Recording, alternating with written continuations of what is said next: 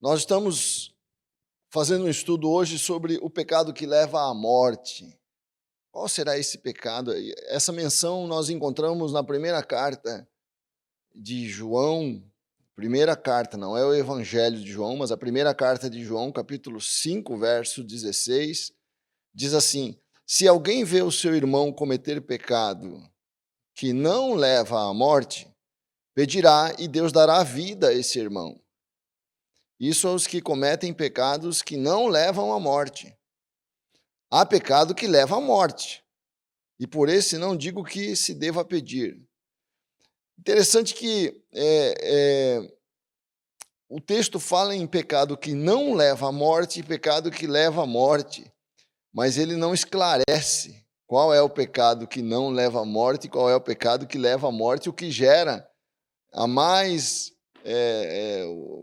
variada discussão, né? Vários tipos de discussão acerca de qual seria esse pecado que leva à morte, o pecado que leva à morte. Pecado, nós sabemos, a palavra de Deus, lá nessa mesma carta, João, no capítulo 2, verso 4, diz: aquele que diz, eu conheço a Deus, mas não guarda os seus mandamentos, esse é mentiroso e a verdade não está nele.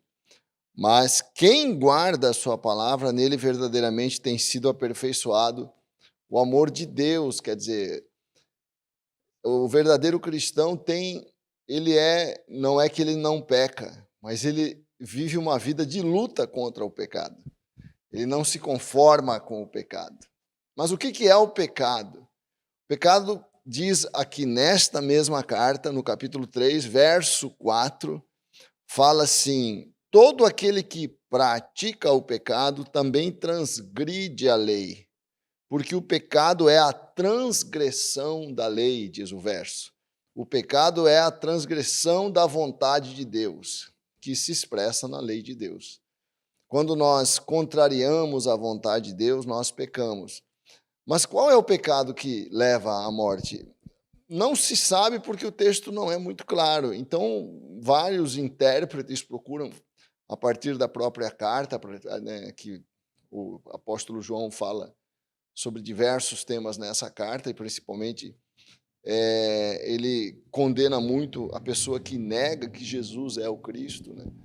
Muitos fazem essa relação, né, que essa postura de negar a Jesus, essa postura de se voltar contra o Evangelho, seria um pecado que leva à morte, mas na verdade o texto não é claro, e nós podemos interpretar que o pecado que leva à morte, são várias interpretações. Uma é que há pecados que levam à morte física, há um estilo de vida, né, que leva à morte. Seria esse o pecado que leva à morte, a pessoa que vive uma vida de promiscuidade, se entregando em drogas, em overdoses. Seriam exemplos de pecados que levam à morte física. Outros entendem, e essa me parece uma interpretação com a qual eu mais me identifico, é que quando você assume um estilo de vida cada vez mais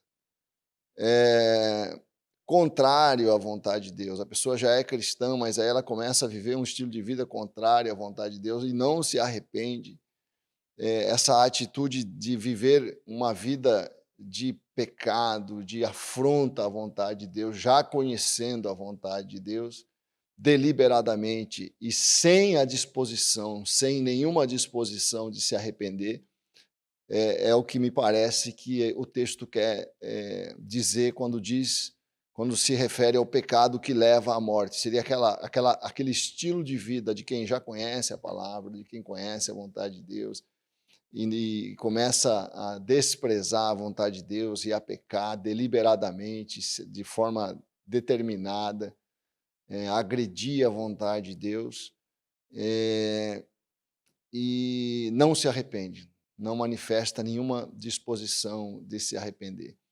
E, na minha opinião, é esse o pecado que leva à morte. E aqui diz que esse pecado, para quem está cometendo esse pecado, você não precisa orar. Não diz que você não pode orar. Ele não proíbe você de orar por essas pessoas.